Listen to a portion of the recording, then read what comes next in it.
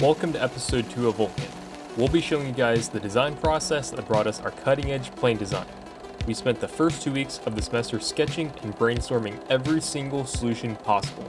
In this phase, there's no such thing as a bad idea. Let's check out a few initial designs up close. This is a very conventional plane. Love planes. Top-mounted wing for extra access. We also have a maintenance hatch here. We have the rocket mounted somewhat close to the CG, and then we sweep up that way to get the rest of our fuselage out of the wash of the engine. Conventional tail. We've got large flaps and outer ailerons. So during the glide phase, we can fold those down and get a lot more lift out of the wing.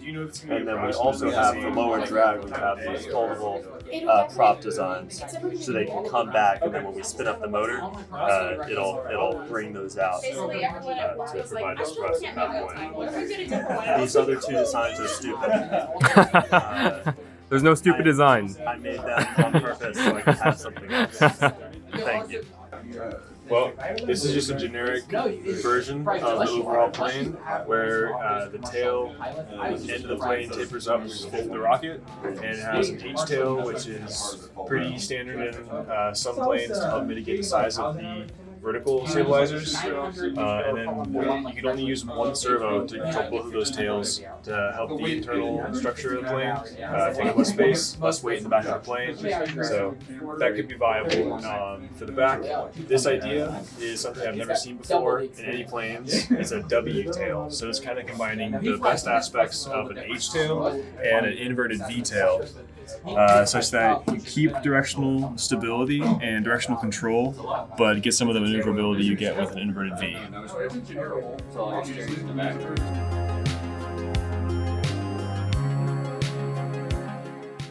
Next, we started to down-select our initial concepts into common groups. Option 1 is a single fuselage, single motor design with a variety of different configurations for wing shape, rocket mounting, and tail shape. Option 2 is a mixture of single and dual configurations for fuselages, motors, and booms. This would give us a lot of flexibility with our choices. For example, a dual boom design would give us a lot of very interesting tail shapes. We could get either an inverted V tail or even a cathedral tail. Option number 3 is a flying wing design with multiple motor placements and multiple wing shapes. And option number 4 was a little bit of everything else, from X-Gliders to quadcopters to canard planes. But we ruled option 4 out pretty quickly for obvious reasons, especially with our drag race mission in mind. Next, we tried a component placement exercise with our 3 remaining options to see if our internal components can fit inside these designs. It's absolutely crucial to know if things like our ESC, our 5S battery, and our receiver can fit within these designs, and if they don't, then we can't fly.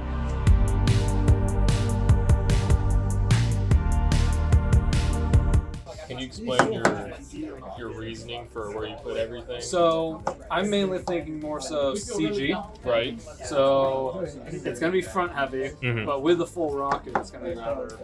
It's going to need that anyway. But then obviously savings are going to move the CG forwards.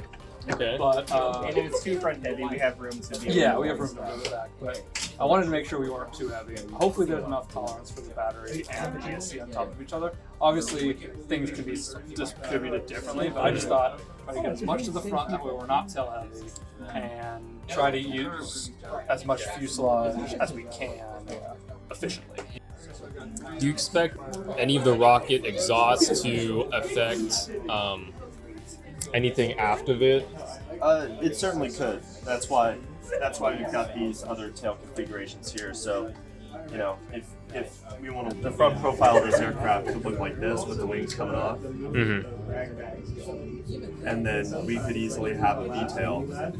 Oh, okay, yeah. That comes up and out of that rocket stream. That would solve a lot of problems there, but it also requires a little bit more doing by the structures team. So just like explain why you put the components like where they are. Oh, okay. So, well, the motors have to be where the motors are. The motors have to be where the motors are. The motor has to be where the motors are. amazing. No, but like the motors don't move, right? So the motors have to be where the motors are. So if you start with those, you start with the servos, then you just put the batteries and the ESC and the receiver all like on top of each other in the middle, so that they can all be like. How do you explain that? They can all. Okay, the wires are harder to extend, so you want to stack them up all on top of each other. So if you put them all in the middle, and then you keep the motors where the motors go, and the fuse is accessible. That's it. Yeah, that's really it.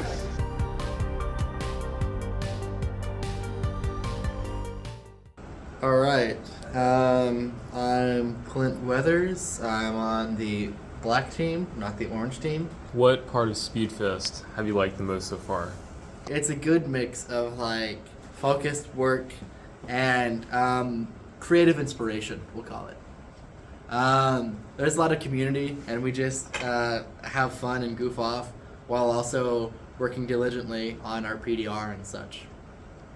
Diligently. Emphasis on diligently. Yeah. Which of the three options are you leaning towards for our design? Definitely the twin boom, because I think a twin boom, it just has that sex appeal. Half the competition is how well your plane can fly, and then the other half is marketing and like customer appeal. Hi, my name is Blake Tonquist. I'm on the propulsion team, and recently I've been working on determining how our wiring is going to work in the plane and starting up our marketing efforts. What has been your favorite part of Speedfest so far? I'd say honestly working with the propulsion team. They are a fun group of people, and we've gotten to work on some really cool stuff even in just the beginning. All the benchmarking is really fun, and we just work really well together. And I'm looking forward to working with them for the rest of the semester. Except for the Andrew Accupan guy. Except for Andrew Accupan. He is a menace. He is the worst. He's the worst. I try to forget he's there. Hello, I'm Andrew Accupan. I'm on the propulsion sub-team. What has been your favorite part of Speedfest so far? Hands down, me. Anybody who says otherwise, just don't know yet.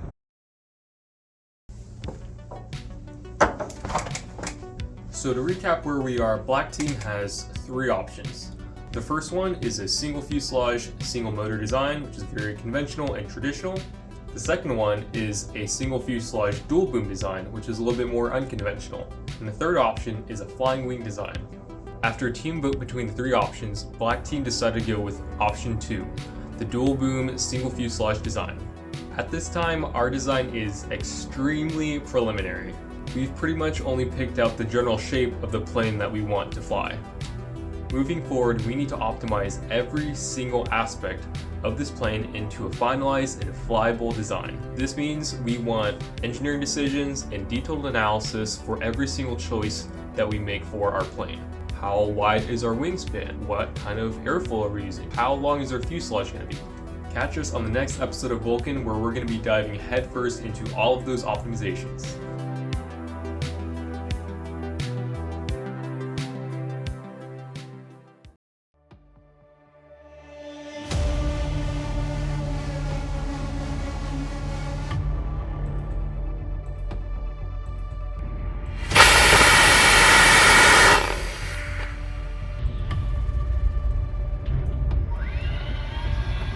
Don't let it go up there.